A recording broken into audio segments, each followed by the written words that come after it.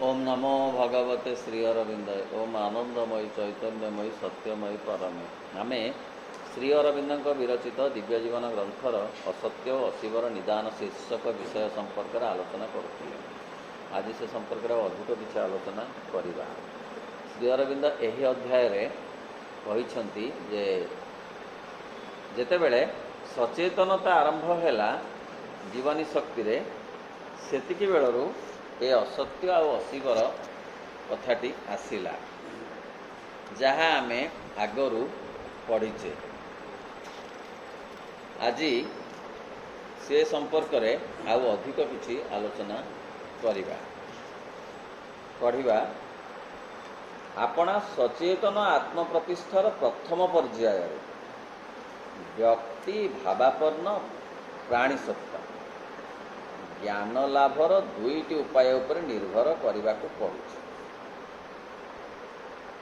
पशुचेतना स्वभावतः अज्ञ और असहाय होई रही है एवं एक अज्ञात जगत रे अत्यंत स्वभावतः अज्ञ और असहाय होई रही है।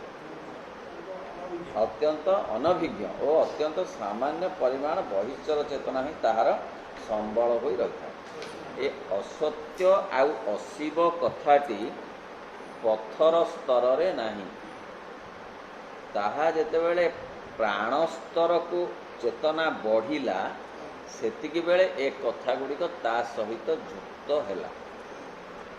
अर्थ जेतेबेले वृक्षलता मध्य आसिले टिकिए प्राण शक्तिर विकास घटिला सेतेबेले मध्य असत्य आ अज्ञान अल्प मात्रा रे ता सहित मिसिला। यथा जदिबा तार चल प्रचलर शक्ति नाही वृक्षलतांकर तथापि तार खाद्य प्रक्रिया तांकर अंगारकाम्ल ग्रहण करी अम्लजान को परित्याग करिवार प्रक्रिया सेतिरे फूल फुटिबा फल हवा यही सब कथा जो प्रक्रिया मान होउची प्राणिक चेतनार जो चिन्ह स्वरूप सेतिकी बेले मध्य टिके टिके आसुची। यथा गोटे लाजकुड़ी लता को छुई देले सी बुझी हो जाउची, किंतु खंडे पत्थर को छुई देले से संकुचित हो जाउ नाही।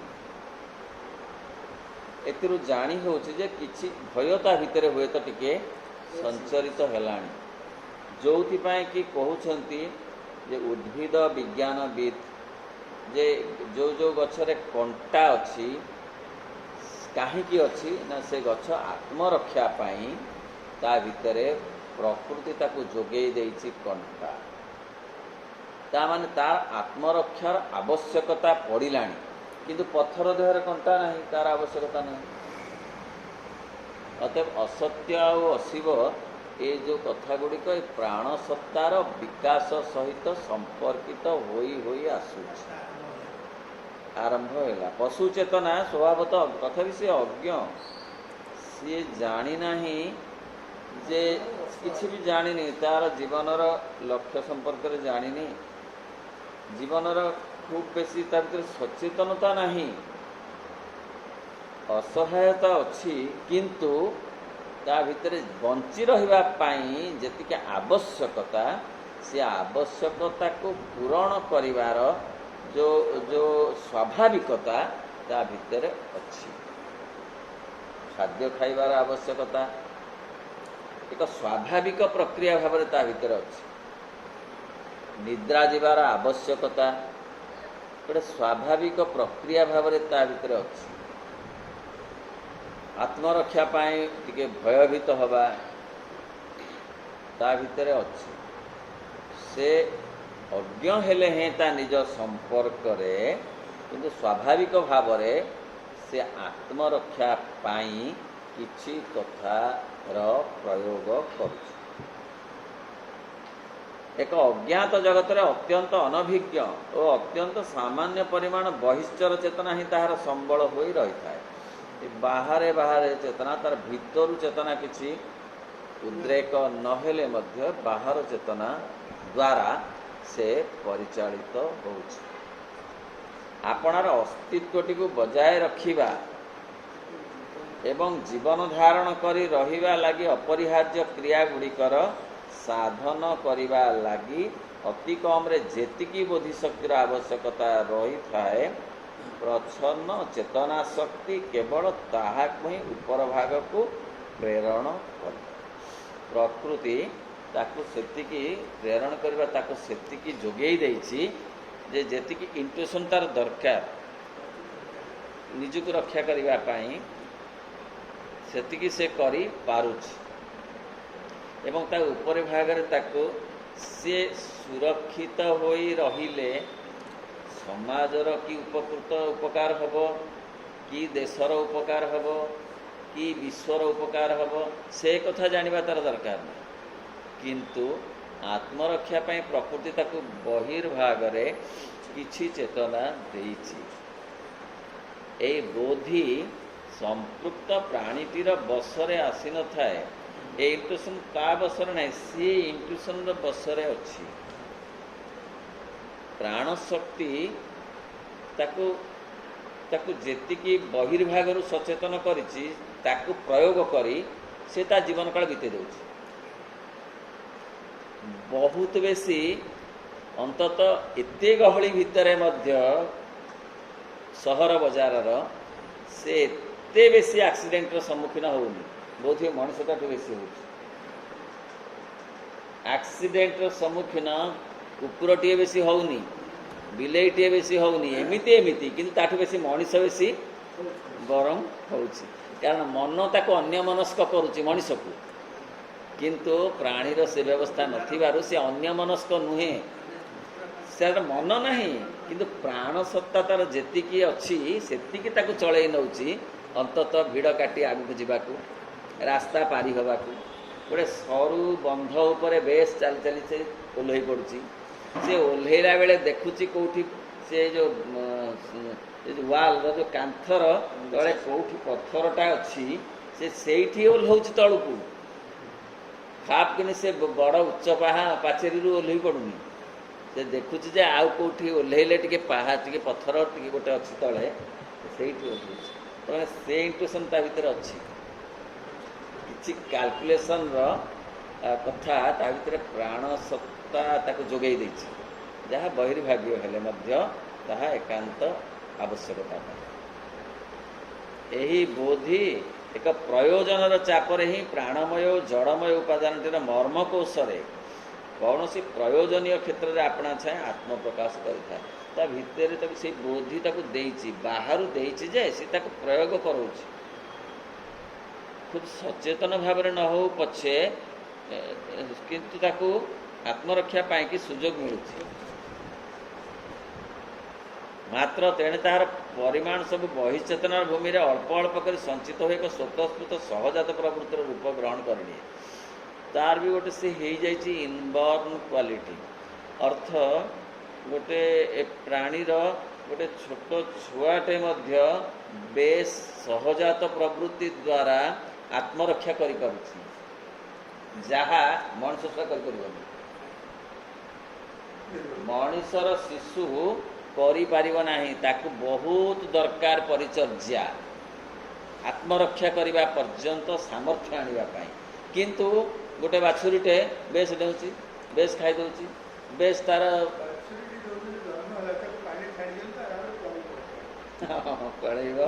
ସିଏ ମଧ୍ୟ ଠିକ୍ ତା ବାଟରେ, ତାକୁ ଜମା ଟ୍ରେନିଂ ଦରକାର ନାହିଁ, କାଖରେ ଜାକିବା ଦରକାର ନାହିଁ। ଗାଈ ତାକୁ କାଖରେ ଜାକୁଛି, କିନ୍ତୁ ଗୋଟେ ମଣିଷ ପିଲାକୁ ଜାକି ଦେଖେଇ ଧରି ଯତ୍ନ କରି ରଖିବାକୁ ପଡ଼ୁଛି। କାହିଁକିନା ସିଏ ଆତ୍ମରକ୍ଷାର କୌଶଳ ଜାଣି ନାହିଁ। ସହଜାତ ଭାବରେ ଗୋଟେ ପ୍ରାଣୀ କିନ୍ତୁ ତାହା ବେଶ୍ ଜାଣିପାରୁଛି,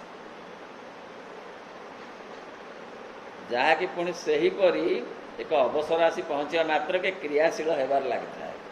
ସିଏ ଛୋଟ କୁକୁର ଛୁଆଟିଏ, ସିଏ ତାର ବେଶ୍ ସଚେତନ, ବେଶ୍ ଅଛି। ଏମିତି ମାଡ଼ି ଯାଉଛି ଗାଡ଼ି ସହର ବଜାରରେ। ଗାଁ ଗହଳିରେ କ'ଣ ସେ ମରିଯାଉଛି? ଗାଁ ଗହଳିରେ ବେଶ୍ ତାର ସେ ଠିକ୍ ଚାଲି ଯାଉଛି, ଠିକ୍ ଏପଟ ସେପଟ ହେଉଛି, ଜାଣୁଛି। କୂଅ ପୋଖରୀରେ ପଡ଼ିଯାଉଛି, ମଣିଷ ପିଲାଟେ କିନ୍ତୁ ପଡ଼ିଯାଉଛି। ମଣିଷ ପିଲାଟେ ନାଳରେ ପଡ଼ି ହତାହତ ମୃତାହତ, ବାଲ୍ଟିରେ ପଡ଼ିଯାଉଛି, ଡ୍ରମରେ। ଡ୍ରମରେ ପଡ଼ି ଯାଉଛି, ଅଥଚ ସେ ପୋଖରୀ କୂଳେ କୂଳେ କୂଳେ କୂଳେ ନିଜକୁ ଚାହିଁ ଚାହିଁ କୁକୁର ପିଲାଟେ ପଳେଇ ଯାଉଛି ବନ୍ଧରେ, ନେଇ କରୁନି। କିନ୍ତୁ ମଣିଷ ପିଲାଟେ ଗୋଟେ ଡ୍ରମ୍ ଭିତରେ କି ଗୋଟେ ନାଳ ଭିତରେ କି ଗୋଟେ ଯେଉଁ ପାଣି ଯେଉଁ ରିଜର୍ଭର ଭିତରେ ପଡ଼ିଯାଉଛି। ଏହି ସହଜାତ ପ୍ରବୃତ୍ତି ପ୍ରାଣୀର ପ୍ରଜାତିଗତ ସମ୍ପର୍କ ହୋଇ ରହିଥାଏ ଏବଂ ଜନ୍ମ ସମୟରେ ପ୍ରଜାତିଟିର ପ୍ରତ୍ୟେକ ପ୍ରାଣୀ ତାହା ଲାଭ କରିଥାଏ। ବୁଝି ହେଉଛି, ପ୍ରତ୍ୟେକ ପ୍ରାଣୀ ସେଟାକୁ ଜନ୍ମ ଭିତରେ ଆଣିଛି। ସତେ ଆତ୍ମରକ୍ଷା କରିବାର ସାମର୍ଥ୍ୟ ଯେତିକି ପ୍ରାଣୀ ଭିତରେ ଅଛି, ମଣିଷ ଗୋଟେ ବୁଦ୍ଧିଯୁକ୍ତ ପ୍ରାଣୀ ହେଲେ ହେଁ ସେ ତା ଆତ୍ମରକ୍ଷା କରିବାର ସାମର୍ଥ୍ୟ ପ୍ରାଣୀ ପରି ଅର୍ଜନ କଲା ପରି ମନେ ହେଉନାହିଁ ବା ଜଣାପଡ଼ୁନାହିଁ। ଯେତେବେଳେ ଏହି ବୁଦ୍ଧିର ଆବିର୍ଭାବ କିନ୍ତୁ ପୁନରାବିର୍ଭାବ ହୁଏ, ସେତେବେଳେ ତାହାର କଦାପି ଭୁଲ ହୁଏ ନାହିଁ। ସିଏ ଭୁଲ ହେବନି, ତାର ବିଶେଷ ଭୁଲ ହୁଏ ନାହିଁ। ମଣିଷର ଯେତେ ଭୁଲ ହୁଏ, ତାର ପ୍ରାଣୀଙ୍କର ଏତେ ଭୁଲ ନାହିଁ। ପ୍ରାଣୀ ଯେତିକି କାମ ତାଙ୍କୁ ପ୍ରକୃତି ଶିଖେଇଛି ସହଜାତ ଭାବରେ ସେତିକି କାମ ସେ କରିବେ। ସିଏ କେଉଁଠି ଗାଡ଼ି ମାଡ଼ିଯିବ ସେ ସଚେତନ, କିନ୍ତୁ ମଣିଷ ଶିଶୁକୁ ଛାଡ଼ିଦେଲେ ସେ ଗାଡ଼ି ଯାଇପାରିବନି। ଛୋଟ ପିଲାଟିକୁ ଖାଲି ଚାଲି ଶିଖିଗଲେ ସେ ରାସ୍ତା ପାରି ହେଇପାରିବନି ମଣିଷ ଛୁଆ। କିନ୍ତୁ ବିଲେଇ ଛୁଆଟେ କୁକୁର ଛୁଆଟେ ଖାଲି ସେ ଚାଲି ତ ସେ ଶିଖିଛି, ବା ଆଖି ଫିଟିଗଲେ ସେ ତାର ଖସିକିରି ଯାହା ଚାଲିଯାଏ। ସିଏ କେଡ଼େ କେଡ଼େ କୂଅ ପୋଖରୀ ଡେଇଁ ଡେଇଁକିରି ପଳେଇବ, ମାନେ ଧାରେ ଧାରେ ପଳେଇବ, କିନ୍ତୁ କୂଅ ଭିତରେ ମଣିଷ ଛୁଆ ପଡ଼ିଯାଏ, ଜାଣିପାରିବନି। ତାହା ସାଧାରଣତଃ ଅଭ୍ରାନ୍ତ ଭାବରେ କାର୍ଯ୍ୟ କରୁଥାଏ। ମାତ୍ର ତଥାପି ତାହା ଭିତରେ ଭୁଲ କରିବାର ଅବକାଶ ଅବଶ୍ୟ ରହିଥାଏ। ତଥାପି ତା ଭିତରେ ଭୁଲ ବି ରହୁଛି। ଜାଣିପାରୁନି, ଲୋଭ ଅଛି ବୋଲି ହାତୀ ଖାଇଦେଉଛି ବମ୍, ଜାଣିପାରୁନି। ଏତେ କଥା ଜାଣିବାର ତାକୁ ଦିଆଯାଇଛି ପ୍ରକୃତି, ତଥାପି ଭୁଲ ସେ କରିଦେଉଛି। ଗାଈ ଜରି ଖାଇଦେଉଛି, ପେଟ ଫୁଲି ଯାଉଛି। ଜରି ଭିତରେ ଯାହା ଅଛି ତାକୁ ଖାଇବା ପାଇଁ ଜରି ସହିତ ଖାଇଦେଉଛି। କାହିଁକି ନା ଲୋଭ, ଖାଦ୍ୟର ଲୋଭ ବା ଖାଇବାର ଯେଉଁ ପ୍ରବଣତା। କାରଣ ଯେତେବେଳେ ଉପରିସ୍ଥ ଚେତନ କିମ୍ବା ଅପରିଣତ ବୁଦ୍ଧି ମଝିରେ ମଝିରେ ଆସି ହସ୍ତକ୍ଷେପ କରିବାକୁ ବସେ କିମ୍ବା ପରିବେଶରେ ଯଥେଷ୍ଟ ପରିବର୍ତ୍ତନ ଘଟି ପ୍ରୟୋଜନଗତ ଅବକାଶଟି ମଧ୍ୟ ଯେତେବେଳେ ବଦଳି ଯାଇଥାଏ, ଏସବୁ ଯେତେବେଳେ ପରିସ୍ଥିତି ବଦଳି ଯାଉଛି, ପ୍ରାଣୀ ବାଉଳା ହେଇଯାଉଛି। ପରିସ୍ଥିତି କ'ଣ ଏମିତି 50 ବର୍ଷ ତଳେ ଥିଲା ଯେ ବମ୍ଟା ଖଞ୍ଜା ହେଇଥିବ, ଗୋଟେ ଶସ୍ୟ କ୍ଷେତ୍ରରେ ତାର ବିଛା ହେଇଥିବ, ଇଲେକ୍ଟ୍ରିକ୍ ତାର, ଏଇଟା କ'ଣ 50 ବର୍ଷ ତଳେ ଥିଲା? ତାର ସହଜାତ ପ୍ରବୃତ୍ତିକୁ ବଳେଇ ଯାଉଛି ଏଇସବୁ ଅସୁବିଧା, ମାନେ ପରିସ୍ଥିତି ବଦଳି ଯାଉଛି ବୋଲି ସେ ଅସୁବିଧାରେ ପଡ଼ିଯାଉଛି, ନହେଲେ ସେ ପଡ଼ନ୍ତାନି। ଏବଂ ଯଦି ସେତେବେଳେ ମଧ୍ୟ ସେ ପ୍ରବୃତ୍ତିଟି ସତେ ବା ଏକ ଯନ୍ତ୍ର ପରି କାର୍ଯ୍ୟ କରିବାରେ ଲାଗିଥାଏ, ସେତିକିବେଳେ ସେ ଭୁଲ କରି ବସେ ବା ପ୍ରମାଦରେ ପଡ଼ିଯାଏ। ପ୍ରବୃତ୍ତି ତାର ଖାଇବା ପ୍ରବୃତ୍ତି ଗଲା, ଇଲେକ୍ଟ୍ରିକ୍ କରେଣ୍ଟ ଲାଗିଗଲା। ଆମର ବୁଦ୍ଧିଗତ ଯେଉଁଗୁଡ଼ା ଆମେ ତିଆରି କରୁଛୁ ସେଇଗୁଡ଼ାରେ ସେ ଲାଗିଯାଏ, ସେ ଜାଣିପାରେନି। ତାକୁ ସେତିକି ଯେତିକି ଦିଆଯାଇଛି ତାଠୁ ଆଉ ଅସୁବିଧା ପରିବର୍ତ୍ତିତ ପରିସ୍ଥିତିରେ ସେ ତାକୁ ଆଡ଼ଜଷ୍ଟ କରିପାରୁନି। ଜ୍ଞାନ ଲାଭର ଦ୍ୱିତୀୟ ଉପାୟ, ତାପରେ କେମିତି ପ୍ରାଣୀଠୁ ଆଉ ଟିକେ ଅଧିକ କଥାଟା ଆସିଲା। ସେଇ ଦ୍ୱିତୀୟ ଉପାୟଟି ହେଉଛି ପ୍ରାକୃତ ପ୍ରାଣୀର ବାହାରେ ଅବସ୍ଥିତ ପୃଥିବୀଟି ସହିତ ଉପରି ଭାଗୀୟ ସମ୍ପର୍ଶ। ତାହେଲେ ବାହାର ପୃଥିବୀ ସହିତ ସିଏ ଏତେ ବେଶୀ ତାର ସଂସ୍ପର୍ଶ ଦରକାର ନାହିଁ ପ୍ରାଣୀର। ସେ ଯେତିକି ତାର ପରିସର ସେତିକି ଭିତରେ ଯଥେଷ୍ଟ, କିନ୍ତୁ ଆଉ ଟିକେ ଅଧିକ ହେଇଗଲେ ଆଉ ଟିକେ ଏ ପୃଥିବୀର ବାତାବରଣ ତାକୁ ପ୍ରଭାବିତ କରିବ। ଏହି ସଂସ୍ପର୍ଶରୁ ପ୍ରଥମେ ଏକ ସଚେତନ ଇନ୍ଦ୍ରିୟାନୁଭବ ଜାତ, ଆଉ ଟିକେ ଡେଭଲପ ପ୍ରାଣୀର ଇନ୍ଦ୍ରିୟ ଅନୁଭବ ଆସୁଛି। ତାଙ୍କର ପ୍ରାଣୀର इंद्रिय अनुभव बहुत कम इंद्रिय अच्छी ताकू कौन गोटे कामुड़ुची कष्ट होउची किंतु कौनटा कामुड़ुची किपरि कष्ट होउची ये सब कथा गुड़ाक तार एते अनुभव नहीं आउ टिके अधिक हेले कौन कामुड़ुची एते कष्ट होउची कौन कामुड़िले कौन हब ए पृथ्वीर संस्पर्श से शुणिकी किसी नहेले मतलब सापड़े तो कामुड़देला भल कला कौन कामुड़ तो देती आ कौन से पृथ्वीर संस्पर्श आसचे या हेले या हुए किंतु गोटे गाई को जदि साप मारदेला से कौन जापर सापटे मारदी मोर या हम गंगा लाभ अवश्य भावी जापर किंतु कष्ट होउची इंद्रियानुभव जहाँ तो हुए से इंद्रियगत अवबोध जन्मे आउ टिके हायर प्राणी एवं तापर बुद्धिर संचार हुए बुद्धि होउची बुद्धिर संचार होउची से इंद्रिय बोध टिके डेभलप कले कौन हम एते दिन है कहीं खंडियाटा सुखुनी टिके परीक्षा करवा दरकार बिराड़ी कौन घास नर्स जाऊरी कौन कौन परीक्षा करी ना कहीं दिन कौन है बुझीपार ताबले मैं कष्ट होनी ताकू कष्ट अच्छी इंद्रियानुभव माने मन नथिबारु जजमेंट नहीं विचार शक्तिटा कम जदि आधारभूत हो प्रकृत एक चेतना अवस्थित रही नथांता तेबे यही सब संस्पर्श आदौ कौन से बोध बा प्रतिक्रिया सृष्टि कर पारंता ना जदि तार भितर से चेतना गुड़ाक नथांता विवर्तन धारा रे ताहले ये कथा सब एक क्रिया प्रतिक्रिया बोध सब आसंतानी गोटा मन होउची स्वतस्फूर्त भाव में होउची गोटे प्रजाति आ गोटे प्रजाति को जिते विकसित व्यवस्था आसूची सेते से कथा गुड़ाक ता भितर आसूची कहीं से अच्छी पत्थर भितर प्राणशक्ति थिबारु प्राण शक्ति आसिला प्राणशक्ति भितर मन शक्ति सुप्त भाव थिबारु मन आसिला मन भितर अति मन सुप्त हे अच्छी बोली अति मन आसीब प्रकृति एई मनरु अति मन काढ़िबाकू लक्ष लक्ष वर्ष नब एई लक्ष लक्ष वर्ष को कमेई दबाकू मास ये है सहज कथा सीधा कथा जहा देवदेवी द्वारा संभव हबनी ताहा माँ श्री अरविंद द्वारा संभव हम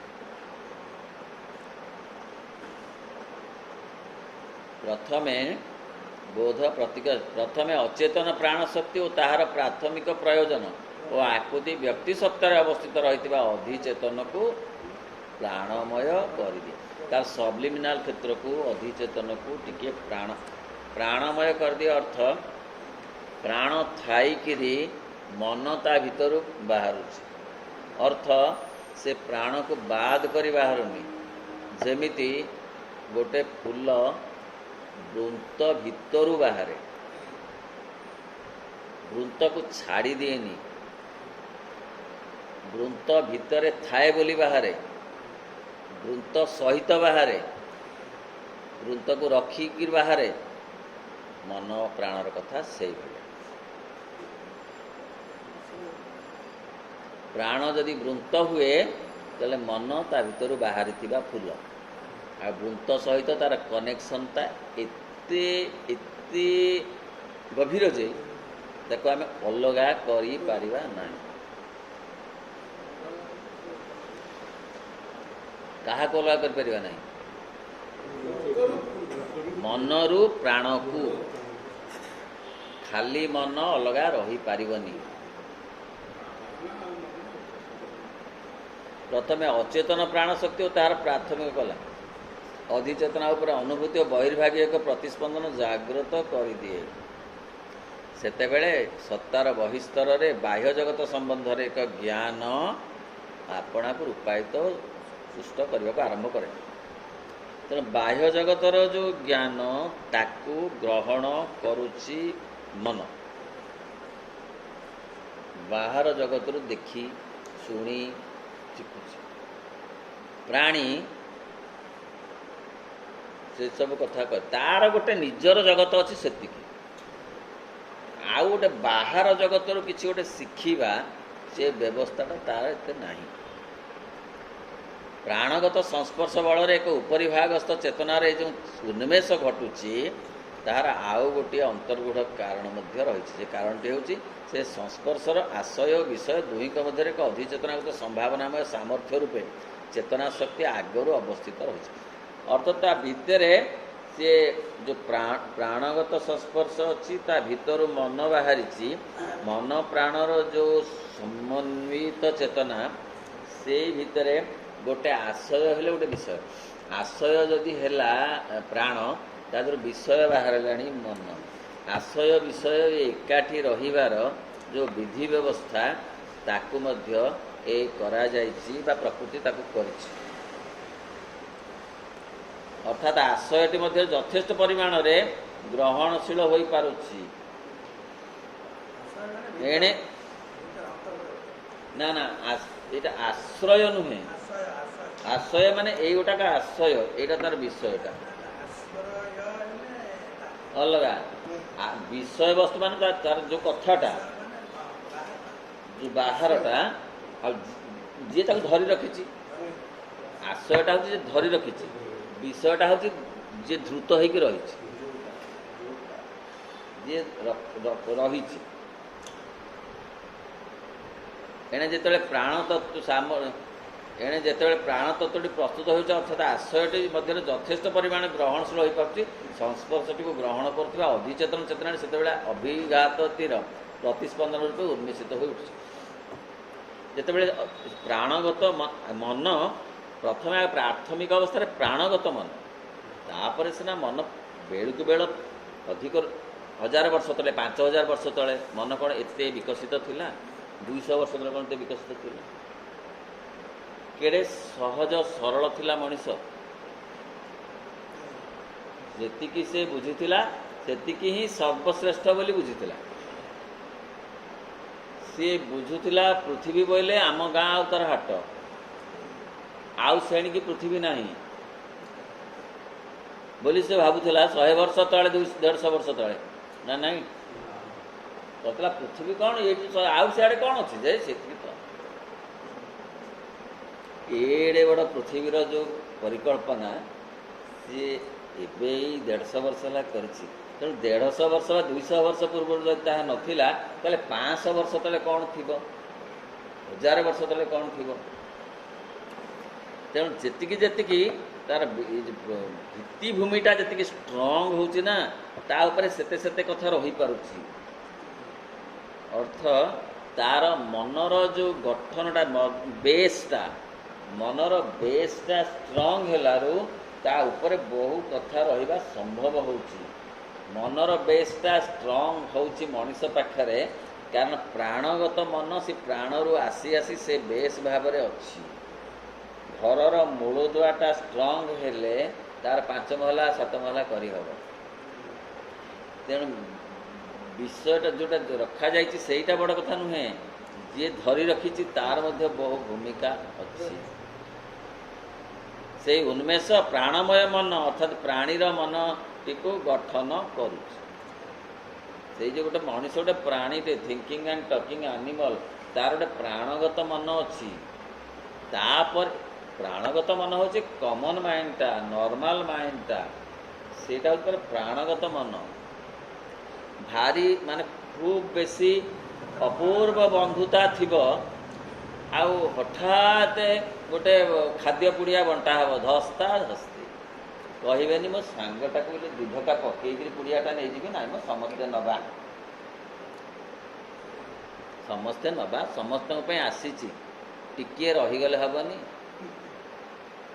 ଆହା କି ମନ ଇଏ ବୈଜ୍ଞାନିକର ମନ ନୁହେଁ, ଇଏ ଦାର୍ଶନିକର ମନ ନୁହେଁ, ଇଏ ସାହିତ୍ୟିକର ମନ ନୁହେଁ, ଇଏ ପ୍ରାଣୀର ମନ। ସେଇ ଲାଗେ କେଡ଼େ ବନ୍ଧୁତା ଥିଲା 2 ମିନିଟ୍ ଆଗରୁ, ଖାଲି ଖାଦ୍ୟ ପୁଡ଼ିଆ ଆସିଗଲା, କି ଧତା ଦସ୍ତି, ଟିକେଟ କାଉଣ୍ଟର ଖୋଲା ହେଇଗଲା, ଧରତା ଅଛି କୁଆଡ଼େ ଗଲା ବନ୍ଧୁତା? ପ୍ରାଣଗତ ମନ, ପ୍ରାଣୀ ସାଙ୍ଗରେ ଟିକେ ମନ ମିଶି ଯାଇଛି। ଖାଲି ରାମ୍ପୁଡ଼ି କାମ୍ପୁଡ଼ି ପକଉଛି, ଇଏ ନଲାକି ଧକେ ପକେଇକିରି ନେଇଯାଉଛି, ପକେଟ ମାରୁ କରିଦେଉଛି, ନହେଲେ ମୋବାଇଲଟା ନେଇ ଯା ଚାଲିଯା କରୁଛି। ତେଣୁ ଏବଂ ସେଇ ବିବର୍ତ୍ତନର ପରବର୍ତ୍ତୀ ଏକ ସୋପାନରେ ମନନକ୍ଷମ ବୁଦ୍ଧି ମଧ୍ୟ ରୂପାୟିତ ହୋଇଯାଉଛି। ତାର ପରବର୍ତ୍ତୀ ଅବସ୍ଥାରେ ମନନକ୍ଷମ ବୁଦ୍ଧି ଟିକେ ଆସୁଛି।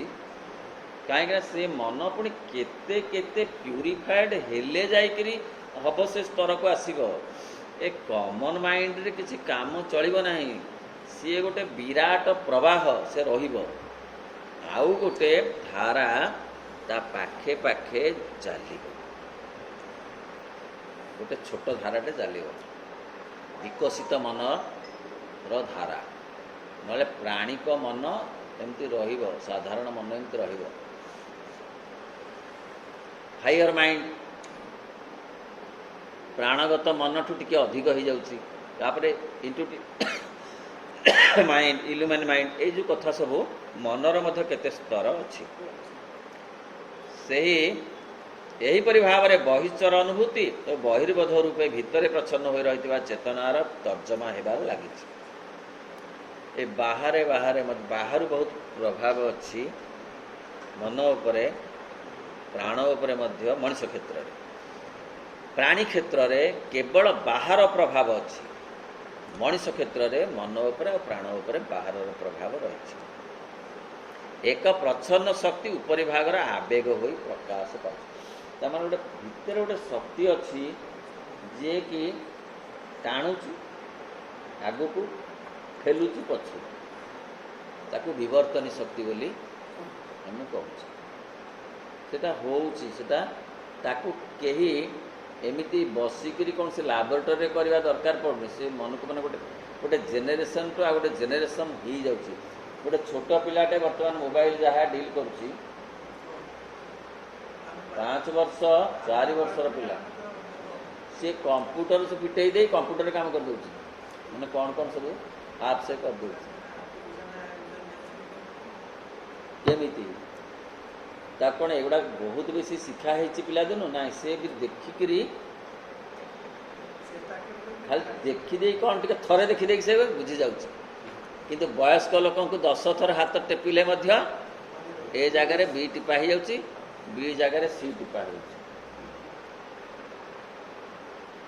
ତାହେଲେ ଜେନେରେସନ୍ ସେମିତି ଆଗକୁ ଯାଇଛି।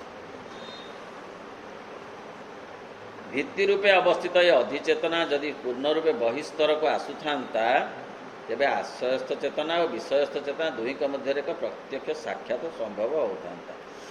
ଯେ ସବ୍ଲିମିନାଲ, ସେ କହୁଛନ୍ତି ଯେଉଁ ବହିସ୍ତରକୁ ଯଦି ସବୁ ପୂର୍ଣ୍ଣ ଭାବରେ ଆସୁଥାନ୍ତା, ଆସିପାରୁନି।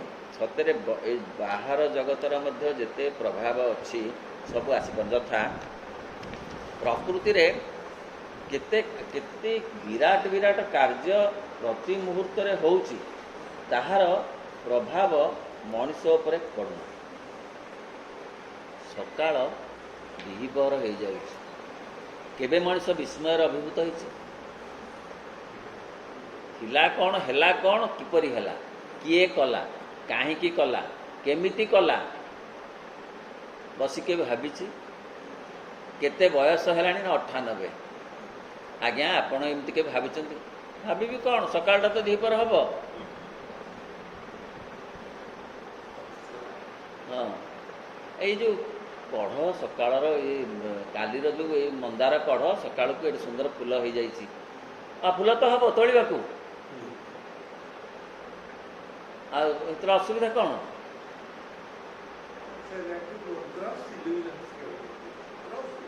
ହଁ, ହଁ, ଏମିତି ତ ମାନେ 98 ଅଂଶ ତ ହେଲାଣି। ଆପଣ କେବେ ଏମିତି ବିସ୍ମିତ ହୋଇଛନ୍ତି? ବିସ୍ମିତ କ'ଣ, କଟା ତ ଫୁଲ ହେବ, କି ପ୍ରଶ୍ନ?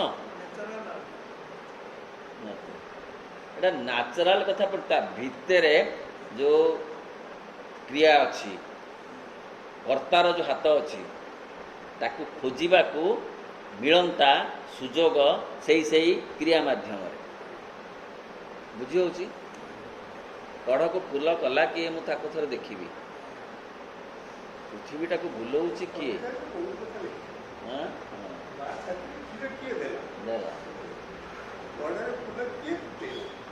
ଏ ପୃଥିବୀକୁ କିଏ ବୁଲେଇଲା? ଏଡ଼େ ବଡ଼ ଓଜନ ପୃଥିବୀକୁ କେତେ ରସି ଦରକାର ବୁଲେଇବାକୁ? କେତେ ଶିକୁଳି ଦରକାର? ଶିକୁଳି କିଏ ଆଣିଲା? କେଉଁଠି କିଏ ବୁଲେଇଲା? ଓ ମେରୁରେ ବୋଧେ ବୁଲେଇଲେ। ହଉ, ଯାହା ବି ହଉ, କେବେ ଭାବିଛି କି ଶୀତ ତ ହେଉଥିଲା, ଖରା ଆସିଲା କେଉଁଠୁ? ଖରା ତ ହେଉଥିଲା, ମେଘ କେମିତି ଘୋଟେଇ ଆଇଲା ମନକୁ? ଏସବୁ ହେଲା କେମିତି? ଏଡ଼େ ଏଡ଼େ କଥା ଦେଖି ମଧ୍ୟ ମଣିଷ ପ୍ରକୃତରେ ତାର କୌଣସି ପ୍ରତିକ୍ରିୟା, ଯଦି ଏସବୁ କଥାର ପ୍ରତିକ୍ରିୟା ତା ଭିତରେ ଆସନ୍ତା, ତାର ଡେଭଲପମେଣ୍ଟଟା ବେଶୀ ହୁଅନ୍ତା। ଯେଉଁଥିପାଇଁ ଶ୍ରୀ ଅରବିନ୍ଦ ଏଇ ଦିବ୍ୟଜୀବନ ଗ୍ରନ୍ଥରେ ଅନ୍ୟତ୍ର କହୁଛନ୍ତି ଯେ ପ୍ରକୃତିକୁ ପର୍ଯ୍ୟବେକ୍ଷଣ କରି ଯାହା ମନରେ ରହସ୍ୟବୋଧ ଆସିନାହିଁ ସେ ମୋ ଯୋଗ କରିପାରିବ ନାହିଁ। ସିଧା କଥା। ପ୍ରାଚୀନ ଯୋଗ କରିପାରିବ, ସେ ତ ଛାଡ଼ି ଦେଇଛି ନା, ତାର କୌଣସି ଦରକାର ନାହିଁ, ତାର କିଛି ଦରକାର ନାହିଁ। ସକାଳ ହେଲେ କେତେ, ସନ୍ଧ୍ୟା ହେଲେ କେତେ, ଦ୍ୱିପହର ହେଲେ କେତେ, ଫୁଲ ଫୁଟିଲେ କେତେ, ନ ଫୁଟିଲେ କେତେ, ତାର ଦରକାର। କିନ୍ତୁ ଯିଏ ପୂର୍ଣ୍ଣଯୋଗ ସାଧନା କରିବ ସେ ପ୍ରକୃତି ସହିତ ସମ୍ପର୍କିତ ହେବ ନିଶ୍ଚିତ ଭାବରେ, ଅନ୍ତତଃ ଚେତନା କ୍ଷେତ୍ରରେ। ତାହେଲେ କ'ଣ ହୁଅନ୍ତା ନା, ବହୁତ ସାକ୍ଷାତ ବହୁତ ଭଲ ହୁଅନ୍ତା। ଇଣ୍ଟରନାଲ ଆଉ ଏକ୍ସଟର୍ନାଲ ଦୁଇଟା ଯାକ ମିଶିଗଲେ ବହୁତ ଅଗ୍ରଗତି ହୁଅନ୍ତା। ତାହା ଆଗରେ ଏକ ପ୍ରତ୍ୟକ୍ଷ ଜ୍ଞାନ ମଧ୍ୟ ଉପଲବ୍ଧ ହେଉଥାନ୍ତା। କିନ୍ତୁ କାହିଁକି ହେଉନି ତାହା କହିବେ ଶ୍ରୀ ଅରବିନ୍ଦ। ଏ କଥାଟା ହେଉନି କାହିଁକି? ମାତ୍ର ତାହା ସମ୍ଭବ ହୁଏ ନାହିଁ। କାରଣ ପ୍ରଥମତଃ ନିଶ୍ଚେତନା ଏଇ ପଥରେ ବାଧା ହୋଇ ଠିଆ। କେଡ଼େ ସୁନ୍ଦର କଥା କହୁଛନ୍ତି। ନିଶ୍ଚେତନା ଆମ ଭିତରେ ଅଛି, ଅହଂ ରୂପରେ ସେ ରୋକି। ହେଲେ ଏଗୁଡ଼ାକ ଯଦି କିଏ ପଚାରିବ ଆମେ ତାକୁ ଉତ୍ତର ବି ଦେବାକୁ ଚାହିଁବାନି, ତାକୁ ଅଯଥାର୍ଥ ପ୍ରଶ୍ନ ବୋଲି କହିବା। ଯଦି କେତେବେଳେ ମନ ଏମିତି ଏକ ପ୍ରଶ୍ନ କରେ, ଆମେ ସେ ପ୍ରଶ୍ନକୁ ଏଡ଼େଇ ଯାଉ। ଅଦରକାରୀ କ'ଣ ମିଳିବ ସେଥିରୁ? ଅଦରକାରୀ କ'ଣ ମିଳିବ?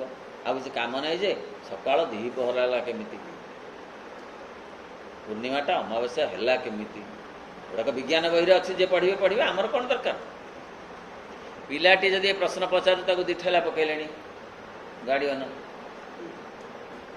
କହିଲେ ଏଗୁଡ଼ାକ ଜାଣିବା କ'ଣ ଦରକାର? ତା ସ୍ତରକୁ ଆସି ତାକୁ ବୁଝେଇବାର କାପାସିଟି ନାହିଁ, କାରଣ ଗାର୍ଡ଼ିଆନ ବୁଝିନାହାନ୍ତି ବା ଗାର୍ଡ଼ିଆନଙ୍କ ଭିତରେ ସେ ଉତ୍ସୁକତା ନାହିଁ।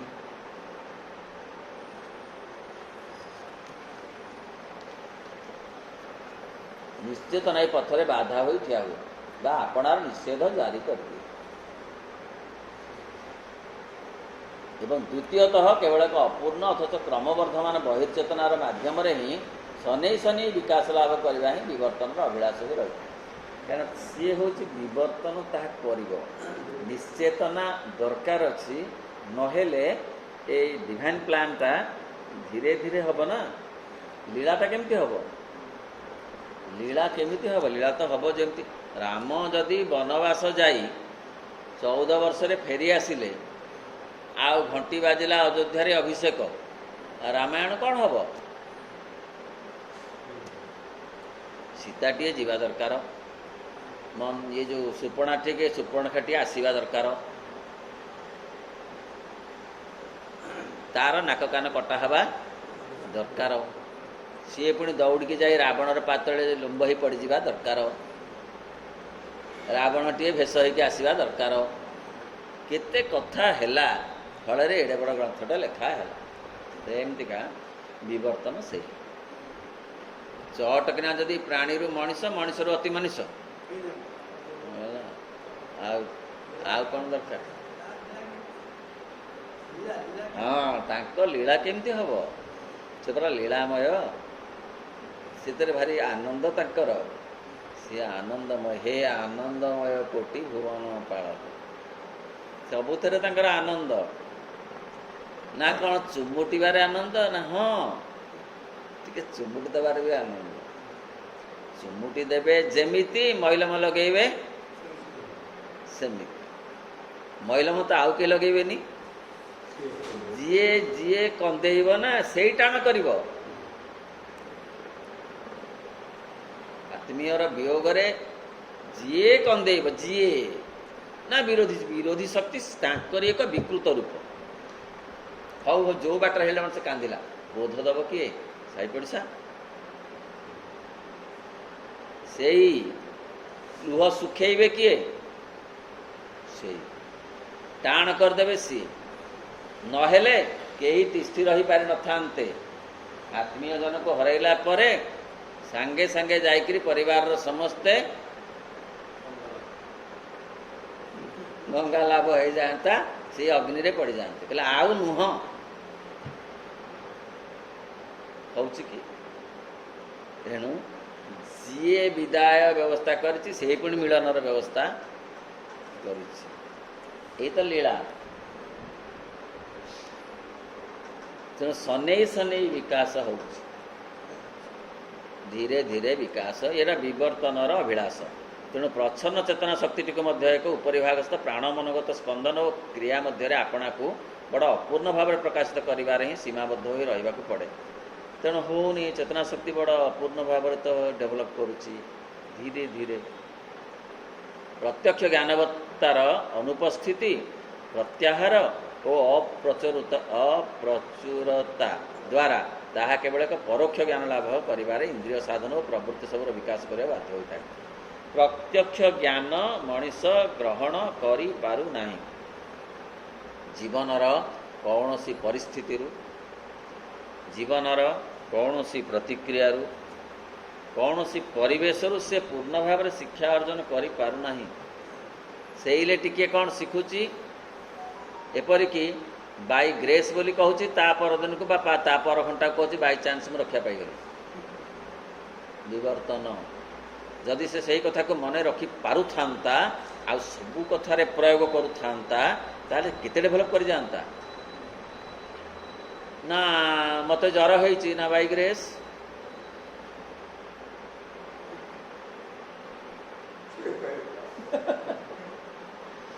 ମୋର ଅଭାବ ହେଇଛି, ଧନ ମୋତେ ନାହିଁ, ବାଇ ଗ୍ରେସ୍।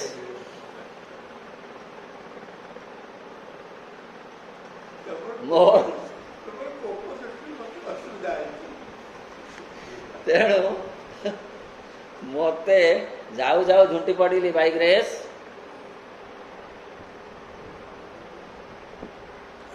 ତାହେଲେ କେତେ ଡେଭଲପମେଣ୍ଟ ହୁଅନ୍ତା। ବାଇ ଗ୍ରେସ୍ କୋଉ ଗୁଡ଼ାକ? ଲଟେରୀ ଉଠିଲା, ବାଇ ଗ୍ରେସ୍, ତାପରେ ବାଇଚାନ୍ସ। ତେଣୁ ସିଏ କହୁଛନ୍ତି ଏଇଟା ହେଉଛି ବିବର୍ତ୍ତନ। ତାହା ଯଦି ହୁଅନ୍ତା, ତାହେଲେ ବହୁତ ଶୀଘ୍ର ଶୀଘ୍ର ଅଗ୍ରଗତି ହୁଅନ୍ତା।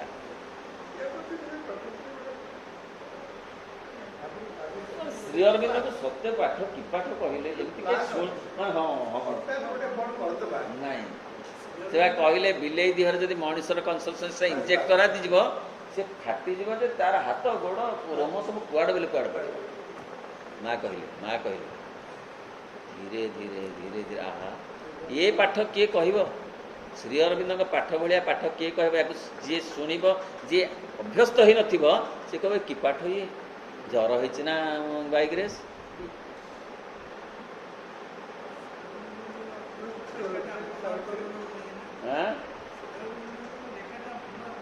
ନୁହେଁ, କିନ୍ତୁ ତାକୁ ଅନୁଭବ କଲେ ନିଶ୍ଚିତ ବୁଝିହେବ ଯେ କଥାଟା ଠିକ୍ ମ। ସେ ବାଟ ଦେଇ ତାଙ୍କୁ ନେବାକୁ ହବ ବୋଲି ନିଆଯାଉଛି। ଆମେ କ'ଣ କରୁଛୁ? ଆମେ ପଛକୁ ଟାଣି ହେବାରୁ ସିଏ ଆଗକୁ ଯେତେ ଟାଣୁଛନ୍ତି ଆମେ ଯାଇପାରୁନୁ। ଆମେ ପଛକୁ ଟାଣୁଛୁ ନିଜକୁ।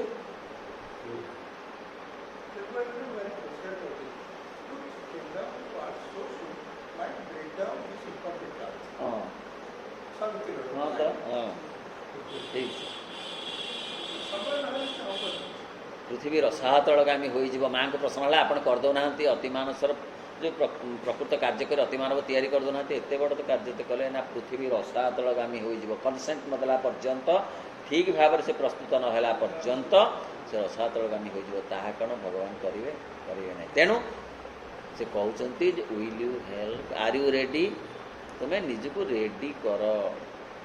ଜୀବନ ଆସିଛି କ'ଣ ପାଇଁ? ଖାଦକୁ ସୁନା କରିବା ପାଇଁ। ପଥର ଦେହରେ ଖାଦ ଅଧିକ, ସୁନା ତାର ଏକଦମ ମଞ୍ଜରେ ଅଛି, ତାର ସେଣ୍ଟ୍ରାଲ ଇଏରେ ଅଛି। ଯେତେବେଳେ ଗଛପତ୍ର ଆସିଲା, ଖାଦ ଟିକିଏ କମିଲା, ସେଇ ସୁବର୍ଣ୍ଣତ୍ଵ ଟିକିଏ ବଢ଼ିଲା ଚେତନା ଭାବରେ। ପ୍ରାଣୀ କେତେ ଆସିଲା, ଟିକିଏ କମିଲା ଖାଦତ୍ଵ, ଆଉ ଟିକିଏ ବଢ଼ିଲା ସୁବର୍ଣ୍ଣତ୍ଵ ଟିକିଏ ବଢ଼ିଲା। ମଣିଷ ପାଖକୁ ଆସିଲା ବେଳକୁ ଖାଦ ଟିକିଏ କମିଲା, ସୁବର୍ଣ୍ଣତ୍ଵ ମଧ୍ୟ ଟିକିଏ ବଢ଼ିଲା। ବର୍ତ୍ତମାନ କଥା ପଡ଼ିଛି ମଣିଷ ସେଠି ଯଦି ରହିବ ନା ଆଗକୁ ଯିବ। ଏ ଖାଦ କମେଇବାର ଦାୟିତ୍ୱଟା ଆମର ପ୍ରଥମେ, ଯେ ମୁଁ ମୋ ଭିତରୁ ଯେତେକ ଖାଦ ଅଛି ତାକୁ ସବୁ ସୁନାରେ ପରିଣତ କରିବି। କରିବା ପାଇଁ ସିଏ କରିବେ କୃପା, ଆମେ କରିବୁ ସହଯୋଗ ବା ଆଗ୍ରହ। ଜ୍ଞାନବତ୍ତାର ତାହା କେବଳ ପରୋକ୍ଷ, ତେଣୁ ଉପରିସ୍ଥ ସର୍ବପ୍ରଥମ ରୂପାୟନ ରୂପେ ଆଗରୁ ଅବସ୍ଥିତ ହୋଇ ରହିଥିବା ଏକ ଅନିରୂପିତ ଚେତନାର ଗଠନ ଶରୀର ଉପରେ ହିଁ ଏକ ବହିର୍ଜ୍ଞାନ ଓ ବହିର୍ବୁଦ୍ଧିର ସୃଷ୍ଟି ହୁଏ। ପ୍ରଥମ ଅବସ୍ଥାରେ କେବଳ ଯେତିକି ଅତ୍ୟାବଶ୍ୟକ ସେତିକି ଚେତନାର ରୂପାୟନରେ ହିଁ ଏହା ଗଠିତ ହୋଇଥାଏ। ତାହାର ଇନ୍ଦ୍ରିୟଗତ ବୋଧ ବଡ଼ ଅସ୍ପଷ୍ଟ ହୋଇ ରହିଥାଏ। ପ୍ରତିସ୍ପନ୍ଦନ ଜଣାଇବାକୁ ଆବେଗ ମଧ୍ୟ ବଡ଼ ଅସ୍ପଷ୍ଟ ଥାଏ। ମଣିଷ ଭିତରେ ତ ଏସବୁ ରହିଛି, ବଡ଼ ଅପୂର୍ଣ୍ଣତା ରହିଛି। ମାତ୍ର ଅଧିକରୁ ଅଧିକ ସଂଗଠିତ ଜୀବରୂପ ଗୁଡ଼ିକର ଆବିର୍ଭାବ ସଙ୍ଗେ ସଙ୍ଗେ ଏହା ଏକ ପ୍ରାଣମୟ ମନ ରୂପେ ବିକଶିତ ହୋଇ ଉଠେ। କହିଲେ ପ୍ରାଣୀରୁ ଯେତେବେଳେ ମଣିଷ ଆସିଛି, କେତେ କ'ଣ ଶୀଘ୍ର ଆସିଯାଇଛି, କେତେ ଷ୍ଟେଜ୍ ଦେଇକରି ଆସିଛି। ପ୍ରାଣଗତ ମନ ତ ଏମିତିକି ଲକ୍ଷ ଲକ୍ଷ ବର୍ଷ ରହିଲା। ସେ ମଣିଷ ହେଲେ ମଧ୍ୟ ହୁଏତ ଟିକେ ଆକାରରେ ସେ ସବୁ ପ୍ରାଣୀକି ମାରି ଖାଇବା, ତାଙ୍କ ଭିତରେ ମଧ୍ୟ ଲଢ଼େଇ କରିବା। ବଣ ମଣିଷ ଯେମିତି ଓରାଙ୍ଗୁଟାଙ୍ଗ, ସିମ୍ପାଜି, ଏସବୁ ମାନେ କ'ଣ ତାଙ୍କ ସେଇ ଭିତରେ ତ ଅଛନ୍ତି ନା। ସେ ପ୍ରାଣଗତ ମନ ଟିକେ ଏତେ ହୁଏତ ବିକଶିତ ହେଇଛି ଟିକେ, କିନ୍ତୁ ସେ ମନ ଏତେ କମ୍ ବିକଶିତ ଯେ ପ୍ରାଣଗତତା ତାକୁ ବେଶୀ ଖାଇଯାଉଛି। ପ୍ରାଣମୟ ବୁଦ୍ଧି ରୂପେ ବିକଶିତ, ଯାହାକି ପ୍ରଥମେ ପ୍ରଧାନତଃ ଯନ୍ତ୍ରବତ୍ ସତ୍ୟ ବା ସ୍ୱୟଂ ସଚଳ ଭାବ ଉପରେ କାର୍ଯ୍ୟ କରୁଥାଏ। ମଣିଷ ଯନ୍ତ୍ରବତ୍ ସହିତ ଇନ୍ଦ୍ରିୟମାନେ ଚଳାଉଛନ୍ତି, ମନ ଚଳେ, ପ୍ରାଣଗତ ମନ ଚଳାଉଛି। ମନ ବିକଶିତ ହୋଇଗଲେ ବିକଶିତ ମନ ଚଳାଉଛି। ବିକଶିତ ମନ ଧର କବିମାନଙ୍କୁ ଟିକେ ଚଳାଉଛି, ବୈଜ୍ଞାନିକମାନଙ୍କୁ ଚଳାଉଛି। ସେମାନେ କ'ଣ ଏତେ ପ୍ରାଣଗତ ଇଏ ଉପରେ ଗୁରୁତ୍ୱ ଦେଉଛନ୍ତି? ଖାଇଲେ କେତେ, ନ ଖାଇଲେ କେତେ। ଗୋଟେ ଗବେଷଣା ଜଣେ କରୁଛି, ସେ ଭୁଲି ଯାଇଛି ଖାଇବା। ଆଚ୍ଛା, ପ୍ରାଣଗତ ମନ ଭୁଲୁଛି କି? ଯଦି ଚାହା ନ ମିଳିଲା 11ଟା ବେଳକୁ, 11:10 ବେଳକୁ ସେ ଘର ଗମ୍ପିଲା ତ ଆଉ, କାହିଁକି ଡେରି ହେଲା ଚାହା ଆଉ। କାରଣ ସେ ସେତିକି ହରିନାମଟି ଧରତି ବୁଟି ପୁଞ୍ଜିଏ ଖାଇବା, ଧୀରେ ହେଇ ଘୁଙ୍ଗୁଡ଼ି ମାରିବା। ଠିକ୍ ଅଛି, ଏତିକି ମୋର କାମ, ଟାଇମ୍ରେ ଖାଇବି, ଘୁଙ୍ଗୁଡ଼ି ମାରିବି। କାହିଁକି ଟାଇମ୍ରେ ନ ହେଲା? ବୈଜ୍ଞାନିକ କିନ୍ତୁ ଭୁଲି ଯାଇଛି ତାର ଖାଇବା କଥା। ସାହିତ୍ୟିକ କ'ଣ କେଉଁ ରାଜ୍ୟରେ ଅଛି ଯେ ଡେରି ହେଇଗଲାଣି ତାର ଖାଇବା। ତେଣୁ ସ୍ୱୟଂକ୍ରିୟ ଏବଂ କେବଳ ଉପସ୍ଥ କ୍ଷେତ୍ରରେ ବ୍ୟାବହାରିକ ପ୍ରୟୋଜନ, ଅଭିଳାଷତା, ଆବେଗଗୁଡ଼ିକୁ ନେଇ ହିଁ ଯେତିକି ବ୍ୟାବହାରିକ ଯେତିକି ସେ ଚଳୁଥାଏ। ସେ କଥା ହେଉଛି ଏ ସବୁ କଥା ଗୁଡ଼ିକ ଆସ୍ତେ ଆସ୍ତେ ବିକଶିତ ହେଉଛି ଚେତନାଗତ ସ୍ତରରେ, ଅଧିକରୁ ଅଧିକ କ୍ରୁଡ୍ ଲେବୁଲରୁ ପୁଣି ରିଫାଇନ୍ ହେଇ ଯାଉଛି। ଉପରିଭାଗସ୍ଥ ଉନ୍ମେଷ ଲାଭ କରିବାର ଅବସ୍ଥାରେ ଏସବୁ କ୍ରିୟାଶୀଳତା ବୌଦ୍ଧିକ ସହଜାତ ପ୍ରକୃତିର ସମ ସ୍ୱଭାବ ହୋଇ ରହିଥାଏ। ଭିତ୍ତି ରୂପେ ରହିଥିବା ଚେତନା ଉପରିଭାଗସ୍ଥ ଉପର ସ୍ତରଟିରେ ପ୍ରାଣ ଓ ଦେହଗତ ଚେତନାମୟ ଉପାଦାନର ସ୍ୱୟଂ କ୍ରିୟ ଗତିସ୍ପନ୍ଦନରେ ରୂପାନ୍ତରିତ ହୁଏ। ମନୋଭୂମିଗତ ଗତିସ୍ପନ୍ଦନ ଗୁଡ଼ିକ ମଧ୍ୟ ଆବିର୍ଭୂତ ହେଲାବେଳେ ଏହିସବୁ ସ୍ୱୟଂକ୍ରିୟତା ଭିତରେ ସଂଶ୍ଳିଷ୍ଟ ହୋଇ ରହିଥାନ୍ତି। ପ୍ରାଣମୟ ଇନ୍ଦ୍ରିୟବୋଧର ପ୍ରଧାନ ସ୍ୱରଟିର ଆବେଶ ଭିତରେ ହିଁ ସେଗୁଡ଼ିକ ଗୌଣ ମନୋଭୂମିସ୍ଥ ସ୍ୱର ରୂପେ ବାଜିବା ଲାଗେ। ହେଲେ ସବୁ ଭିତରେ ସବୁ ଅଛି। प्राण भितर मन अच्छी सुप्त, ये जो शरीर भी ये जड़ भितर भी प्राण सुप्त होइक अछि बोली परस्पर परस्पर भितर इंटरलिंक होइक अछि। मात्र तापर मन आपना को धीरे धीरे मुक्त कर देबार लागे, मन किंतु धीरे धीरे मुक्त करबा लागे कोठु प्राणिकतारू निजकू मन मुक्त करबार लागे। से साधना कर दीटा से एतिकी टिके कौन खाଇବା हेले ହେଇଗଲା। जे साधु सन्यासी अच्छा हिमालय रे एते टिके अच्छा मनीष जेहेतु जाइछि भोजी की देइछि पैसा अच्छे बड़ पास फिटुस पाहतिया को सब प्रकार चाखिब आ समय बेस नब, कारण से काम ही आछि जेहेतु पैसा देइछि। एवं प्राणगत मूल प्रवृत्ति प्राणगत प्रयोजन एवं प्राणगत वासना गुड़िक लगे कार्य करता है सत, मात्र तार स्वकीय लक्षण गुड़िक उदय आरंभ हुए मन डेभलप कले गोटा थाए ता भीतर रिफाइंड स्तर आस्ते आस्ते ताबले कौन से खाऊनी ना ता से कौन खाद्य हो कि वस्त्र पिंधन होउची किंतु ता पर्यवेक्षण उद्भावन लगी थाए मन पर्यवेक्षण कौन से कौन कहीं किपरि उद्भावन लगी थाए उद्भावन करके आसला ना मनुष्य केमती सीझा हम अग्नि कौन सत्य अग्नि कौन केते कथा उद्भावन करछि आमे आमे सते मते भाबे मो बुझी पारनी सब केमती हेछि केमिति हेछि केमिति केते उद्भावन बल रे आज आमे केते सहज रे अछु। अट्टा गोटे किए तो करिछि कोहो एमिति गोटे हवा तो पेशा हेले अट्टा कि भात कि चाष कि हो से बण अग्नि रे पक्षी पड़ी जाऊ पड़ीगला तो पड़ीगला ताकू पुणी चाखिला किए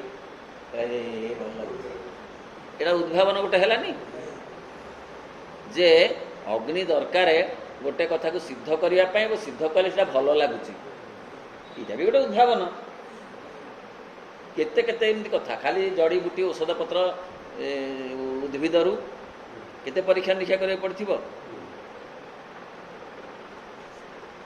ताहार स्वकीय जहाँ पर्यवेक्षण उद्भावन लगे कला नैपुण्य लाभ कर प्रवृत्त हुए कलात्मकता अच्छी चित्र करुच्ची संगीत करुच्ची इत्यादि ताहा मध्य उद्देश्य ताकू परिपूर्ण कर इच्छा जागृत हुए इंद्रिय चेतना और आवेग सहित संवेगर सम्मिलन घटे फिलिंग्स आर इमोशन सब मिसी जाए थाए दीटा कथा मनुष्य मन भितर अच्छी ना इमोशन अच्छी फिलिंग्स भी अच्छी अनुभव अच्छी आउ भाव प्रवणता भी अच्छी भाव अच्छी भाव प्रवणता भी अच्छी दीटा जाक कथा मन भितर अच्छी मनीष पाखे ताफल अशोधित प्राणगत प्रतिक्रिया गुड़िक अधिक सूक्ष्म और सुकुमार नाना भाव संवेदन मूल्यांकन आसे देखा दिए बुझे प्राणसत्ता छाणी हो जाए जार मनसत्ता जो डेभलप हम ना प्राणसत्ता से छाणी हो जहाँ भितर संवेग अन्य को खाइबा को दे निजे न खाई जो आत्मसंतोष प्राणी पाखे अच्छी कि कामुड़ा कामुड़ी हो प्राण गलाणी जेहेतु खाद्य आसी पड़गला दोटी कुकुर आगे किंतु घरे जड़े समस्त को खाइबा को दे सारी निजे किछि नथिले मध्य अल्प टिके तरकारी मध्य खाई केड़े खुशी ताहले एथु बुझी होउची जे केमितिका मनर जेते विकास घटिब संवेग आ भाव एते जेते मिसिब सेते सेते आत्मसंतोष बढ़िब आ चेतना बढ़िब मात्र मन सेतेबेले मध्य प्राण मध्य बड़ संश्लिष्ट हो रही है एवं यार विशुद्ध उच्चतम मनोभूमिगत क्रिया गुड़ तथापि दृष्टिगोचर हो न था तथापि जेते जेते प्राण भितर गुड़े रही मन तार उच्चतम उच्चता से दिशबनी जिते जिते प्राण को मार्जित करते तार प्रकाश हम मनर आपणार अवलंबन स्वरूप यह सहजात मूल प्रवृत्ति और प्राणस्तरीय बोधिर एक बृहत भूमि को ग्रहण करे बोली कौन से भीतर प्राण ना अच्छी क्या भितर से मन भितर मनीष भितर प्राण अच्छी ता सहित कलात्मकता अच्छी वैज्ञानिक अनुचिंता अच्छी संवेग अच्छी माने फीलिंग्स अच्छी इमोशंस ये सब कथा अच्छी ସବୁ କଥାର ଗୋଟେ କେପରି ସମନ୍ୱିତ ଉପାଦାନରେ ଗଢ଼ା ଏ ମଣିଷ ପ୍ରଜାତି, ଯାହାକୁ ମନସ୍ତତ୍ତ୍ୱବିତ୍ମାନେ କହୁଛି ତା ମନର 1/10 ମାତ୍ର ବଡ଼ ବଡ଼ ମନସ୍ତତ୍ତ୍ୱବିତ୍ ଟ୍ରାଏ କରିଛନ୍ତି, ଆଉ ସବୁ ରହିଯାଇଛି ଏପର୍ଯ୍ୟନ୍ତ ଅନାବିଷ୍କୃତ ହୋଇ। ଏବଂ ପ୍ରାଣୀ ଜୀବନର ଉଚ୍ଚରୁ ଉଚ୍ଚତର ସ୍ତରକୁ ଉଠି ଉଠି ଯାଉଥିବା ସଙ୍ଗେ ସଙ୍ଗେ ଅଧିକରୁ ଅଧିକ ଅଭିବୃଦ୍ଧି ଲାଭ କରୁଥିବା ବୁଦ୍ଧି ମଧ୍ୟ ବିକଶିତ ହୋଇ ଉଠେ। ଯେତିକି ଯେତିକି ଡେଭଲପ୍ କରୁଛି ପ୍ରାଣରୁ ମନ, ସେତିକି ସେତିକି ତାର ବୁଦ୍ଧି ଏବଂ ପ୍ରାଣରୂପୀ ମୂଳ ଗୃହଟିରେ ମଥାନ କରି ହୋଇ ରହିଥାଏ। ପ୍ରାଣରୂପୀ ତାର ଏଇଟା ମଥାନ ହେଇ ରହୁଛି, ଅର୍ଥ ଏ ମନ ଯେତେ ବଢ଼ୁଛି ଇଏ ରହିଛି ମୂଳ, ଏ ମଥାନ ହେଇକି ରହିଛି, ତା ଉପରେ ଉପରେ ସବୁ ବଢ଼ି ବଢ଼ି ଯାଉଛି। ତେଣୁ ଇଏ ଥାଇକିରି ବଢ଼ି ବଢ଼ି ଯାଉଛି, ହେଲେ ଆଟେନସନ୍ଟା ଏ ପ୍ରତି ଅଛି। କଥା ହେଉଛି ଗୋଟେ ମହଲା ଘରକୁ ଯିଏ ଦେଖିବ ସେ ସେଇ ଏକ ମହଲାଟା ଉପରେ ତାର ଦୃଷ୍ଟିକୋଣଟା ରହିବ।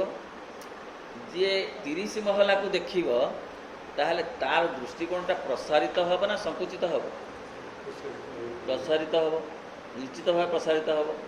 ତେଣୁ ଯିଏ ଯେତେ ଯେତେ ଉପରକୁ ଉପରକୁ ପ୍ରାଣଠାରୁ ମନ ଯେତେ ଉପରକୁ ଉଠି ଉଠି ଯାଇଛି, ସେତେ ସିଏ ଯେ ପକ୍ଷୀ ଉଡ଼େ ଯେତେ ଦୂର ସେ ଜାଣେ ତହିଁର ବ୍ୟବହାର।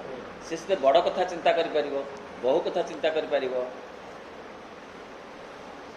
ଓମ୍ ନମୋ ଭଗବତେ ଶ୍ରୀ ଅରବିନ୍ଦ। ଓମ୍ ଆନନ୍ଦମୟୀ ଚୈତନ୍ୟମୟୀ ସତ୍ୟମୟୀ।